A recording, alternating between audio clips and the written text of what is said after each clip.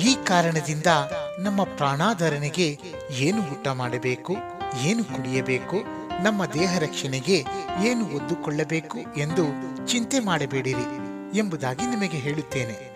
ಊಟಕ್ಕಿಂತ ಪ್ರಾಣವು, ಉಡುಪಿಗಿಂತ ದೇಹವು ಮೇಲಾದುದಲ್ಲವೇ? ಆಕಾಶದಲ್ಲಿ ಹಾರಾಡುವ ಹಕ್ಕಿಗಳನ್ನು ನೋಡಿರಿ. ಅವು ಬಿತ್ತುವುದಿಲ್ಲ, ಕೊಯ್ಯುವುದಿಲ್ಲ, ಕಣಜಗಳಲ್ಲಿ ತುಂಬಿಟ್ಟುಕೊಳ್ಳುವುದಿಲ್ಲ. ಆದಾಗ್ಯೂ ಪರಲೋಕದಲ್ಲಿರುವ ನಿಮ್ಮ ತಂದೆಯು ಅವುಗಳನ್ನು ಸಾಕಿ ಸಲಹುತ್ತಾನೆ. ಅವುಗಳಿಗಿಂತ ನೀವು ಹೆಚ್ಚಿನವರಲ್ಲವೋ? ಚಿಂತೆ ಮಾಡಿ ಮಾಡಿ 1 ಮೊಳ ಉದ್ದ ಬೆಳೆಯುವುದು ನಿಮ್ಮಲ್ಲಿ ಯಾರಿಂದಾದೀತು? ಇದಲ್ಲದೆ ನೀವು ಉಡುಪಿನ ವಿಷಯದಲ್ಲಿ ಚಿಂತೆ ಮಾಡುವುದೇಕೆ? ಅಡವಿಯ ಹೂಗಳು ಬೆಳೆಯುವ ರೀತಿಯನ್ನು ಯೋಚಿಸಿ ತಿಳಿಯಿರಿ. ಅವು ದುಡಿಯುವುದಿಲ್ಲ, ನೂಲುವುದಿಲ್ಲ.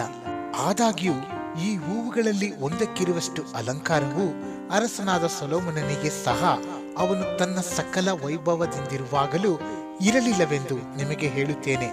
ಎಲೈ ಅಲ್ಪ ವಿಶ್ವಾಸಿಗಳೇ, ಈ ಹೊತ್ತು ಇದ್ದು ನಾಳೆ ಒಳೆಯ ಪಾಲಾಗುವ ಅಡವಿಯ ಹುಲ್ಲಿಗೆ ದೇವರು ಹೀಗೆ ಉಡಿಸಿದರೆ ಅದಕ್ಕಿಂತ ಎಷ್ಟೋ ಹೆಚ್ಚಾಗಿ ನಿಮಗೆ ಉಡಿಸಿ ತೊಡಿಸುವನಲ್ಲವೇ? ಹೀಗಿರುವುದರಿಂದ ಏನು ಊಟ ಮಾಡಬೇಕು, ಏನು ಕುಡಿಯಬೇಕು, ಏನು ಹೊದ್ದುಕೊಳ್ಳಬೇಕು ಎಂದು ಚಿಂತೆ ಮಾಡಬೇಡಿರಿ. ಇವೆಲ್ಲವುಗಳಿಗಾಗಿ ಅಜ್ಞಾನಿಗಳು ತವಕ ಪಡುತ್ತಾರೆ.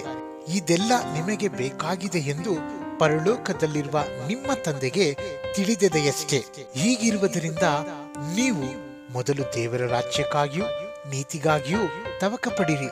ಇವುಗಳ ಕೂಡ ಅವೆಲ್ಲವೂ ನಿಮಗೆ ದೊರಕುವವು. ಆದುದರಿಂದ ನಾಳಿನ ವಿಷಯವಾಗಿ ಚಿಂತೆ ಮಾಡಬೇಡಿರಿ. ನಾಳಿನ ದಿನವು ತನ್ನದನ್ನು ತಾನೇ ಚಿಂತಿಸಿಕೊಳ್ಳುವುದು. ಆ ಹೊತ್ತಿನ ಕಾಟ ಆ ಹೊತ್ತಿಗೆ ಸಾಕು.